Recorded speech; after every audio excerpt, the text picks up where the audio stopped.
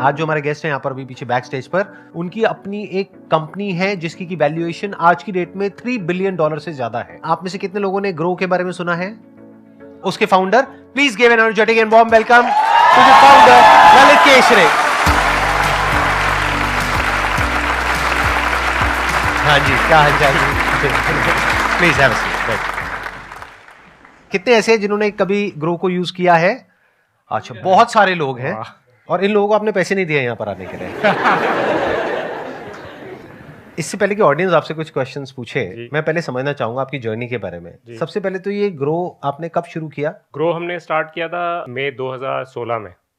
हम लोग फ्लिपकार्ट में काम करते थे और बैकग्राउंड हमारा टेक में रहा है काफ़ी। मेरा बैकग्राउंड ये, मैं मध्य प्रदेश में एक छोटी सिटी से हूँ, फिर मैं IIT बॉम्बे गया और फिर फ्लिपकार्ट में हमने देखा कि कैसे इंटरनेट के थ्रू जो फैसिलिटीज़ या तो अमीर लोगों को अवेलेबल होती है या टीयर 1 सिटीज़ में अवेलेबल होती है, वो कैसे एक्सेस जो है पूरे इंडिया में हो सकता है। 2017 में ऑफिशियली आपने लॉन्च किया इसको पब्लिक के लिए जी। और फिर उसके बाद में ग्रोथ क्या रही? जैसे अब अगर देखा जाए तो 6 साल हो गए, तो 6 साल की ग्रोथ क्या रही है आपकी? 2017 में हमने शुरू किया, तो 2016 में भी हमने प्रोडक्ट्स तो ऐसे लॉन्च किए थे, ऐप लॉन्च किया था, वो चला नहीं।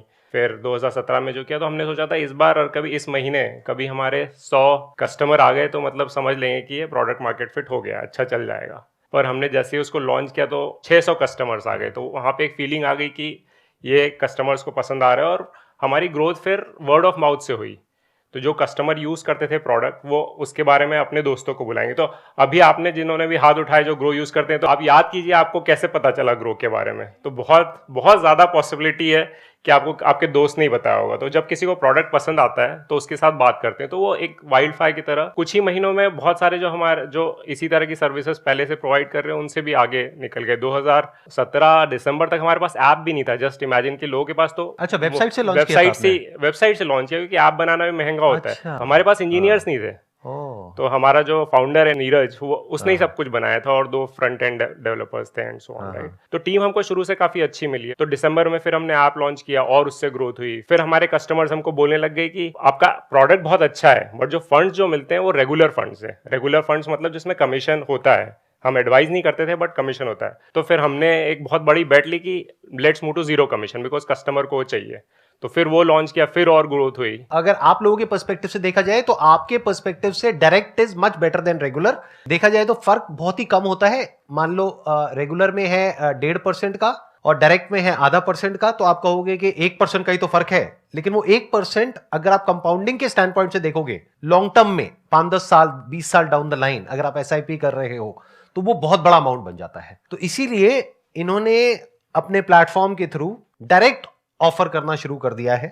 आपके लिए ये जो पूरी आपकी जर्नी रही ग्रो की, इसमें सबसे चैलेंजिंग फेज कौन सा था और सबसे बड़ी लर्निंग क्या थी आपकी इस पूरी जर्नी में, जो आपने कुछ ऐसा सीखा जो आज से पहले जो भी आपने और जगह पे काम किया था वहां पे नहीं सीखा? चैलेंजेस बहुत अच्छे होते हैं इन जनरल। मैंने ये स्टॉइक फिलोसफी, मतलब हमारी इंडियन फिलोसफी आप देखें, challenges is like a proof that you are growing. आप वो चैलेंज क्रॉस करोगे इवेंचुअली। ग्रो में जैसे कि पहले 1 साल जो था वो काफ़ी टफ था कि आप पता लगा रहे हो, but that build bond in co-founders and also customer understanding better हुई। इसके पहले एक स्टार्टअप किया था जो फेल हुआ, उससे सीखे कि अच्छा क्या नहीं करना चाहिए। और जो सीखने को मिला है वो ये मिला है कि जो उसके पहले जो सीखा था वो मैं पहले बता देता हूँ। Customer obsession is the most important thing in any business. अगर आप कस्टमर को अच्छे समझ सकते हो तो आप ग्रो करो। Growth is like equal to understanding your customer. जो ग्रो में सीखने को मिला वो सबसे इंपॉर्टेंट वो है कि business is build by people. तो आपके साथ जो काम कर रहे हैं they are the most important people. Like it started with my co-founders and then the early hires एंड अभी भी जो लोग हैं, राइट। तो आपके साथ जो काम करते हैं वो बहुत ज़्यादा इंपॉर्टेंट होते हैं और वो सबसे बड़ी रियलाइजेशन था कि that is the most important thing in any business. और कितनी बड़ी टीम है आज की डेट में आपकी टोटल? हमारे 1200 लोग हैं अभी। 1200 लोग हैं, ओके। सर मैं अभी एक एजेंसी रन करता हूँ, marketing agency. We provide services across US and UK.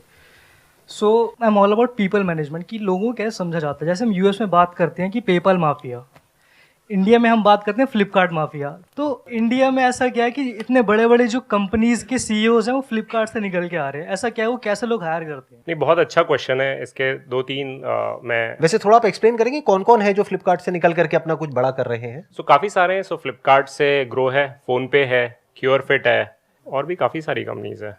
Flipkart में भी let's say $40 billion company, but जो फ्लिपकार्ट से कंपनीज आई है वो सबका मिला के भी 40 बिलियन प्लस होगा। तो एक तरह से वो फाउंडर्स ने 2x सिर्फ फ्लिपकार्ट नहीं बनाया, बट इतनी सारी वैल्यू इंडिया में जनरेट किया। तो इसके बहुत सारे रीजन। एक तो हायरिंग बार बहुत हाई है। लाइक अभी जैसे ग्रो में भी हमने काफ़ी जो सिलेक्शन, काफ़ी like customer obsession, problem solving, product thinking, ये सब कुछ सोचते हैं। बट दो जो चीज़ें बहुत ज़्यादा जो प्ले की है फ्लिपकार्ट में, वन इज़ कि इतना स्केल जो हुआ था, जब सबसे ज़्यादा आपकी ग्रोथ जब होती है जब आपकी लर्निंग का सबसे ज़्यादा स्टीप होता है। मतलब आप पहाड़ चढ़ने में बहुत ज़्यादा जितनी तकलीफ हो रही है उतना बेटर लर्निंग होती है। तो वो फ्लिपकार्ट में सबको मिल गया, दिख गया। सेकेंड इज जो कल्चर था फ्लिपकार्ट का, that also kind of played a big role. क्योंकि जब आपकी ग्रोथ होती है तो आपके इतने सारे प्रॉब्लम्स आते हैं, फिर वो प्रॉब्लम सॉल्व करने में लोग आते हैं, इनिशिएटिव लेते हैं कि चलो ये करते हैं। जैसे एक इंसिडेंट बताता हूँ मैं आपको।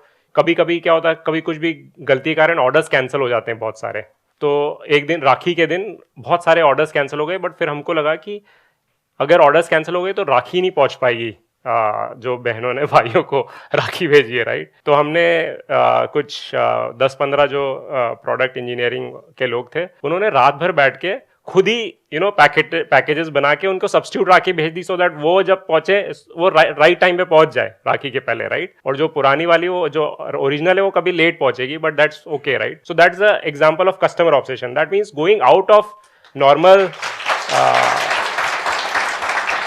तो टेक्निकली मतलब वो आपके भाई हो गए, मतलब सो ये जो इतने सारे चैलेंजेस जब होते हैं तो आप के साथ जो काम करते हैं वो भी आपको समझते हैं, तो बॉन्डिंग बनती है और आप सीखते हो। और जो आपके आसपास सारे टैलेंटेड लोग हैं तो फिर आप उनसे भी काफ़ी सीख रहे हो। तो हमेशा जब भी आप इनोवेशन देखोगे तो हमेशा ग्रुप्स में ही होता है। सर माय क्वेश्चन इज, आपने बताया सर ग्रो का जो मार्केट था वो माउथ टू माउथ से ज़्यादा चलता था, मतलब एक पीपल दूसरे पीपल को रिफर करते थे। सर तो मेरा क्वेश्चन ये है, मार्केटिंग कैसे इस चीज़ को इम्पैक्ट किया और कस्टमर्स किस रेंज से इंक्रीज होते हैं मार्केटिंग से? अगर आप स्टार्टअप कर रहे हो तो आपको सिर्फ मार्केटिंग की बात करते हैं। मार्केटिंग बहुत गंदा वर्ड है एक्चुअली मेरे ख्याल से। एक नया वर्ड बताता हूँ आपको, job to be done. Job to be done का मतलब है कि कस्टमर का क्या जॉब है जो कस्टमर को करना है, और आप जो हो, आप सिर्फ एक टूल हो कस्टमर का जॉब करने के लिए। तो आप कस्टमर का जॉब जितनी आसानी से कर सकते हो उतना आपको आसान करना है, कस्टमर को इन्वेस्ट करना है। तो अगर कभी आप क्वेश्चन को इन्वर्ट कर दो, आप क्वेश्चन पूछ रहे हो कि मैं मार्केटिंग कैसे करूं, इसको हटा के आप कस्टमर के एंगल से पूछो कि कस्टमर को ये करना है, मैं कस्टमर की लाइफ कैसे सिंपल कर सकता हूं। पहले के टाइम में जो मार्केटिंग का पूरा जो कॉन्सेप्ट था ना, that was very different from जो आज की डेट में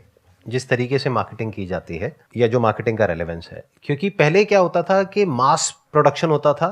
इंडस्ट्रियल एज की अगर बात करी जाए, मास में प्रोड्यूस करो, मास में एडवर्टाइज करो, मास में बिकेगा, सब कुछ मास में करो। अब ये सारा खेल पलट चुका है।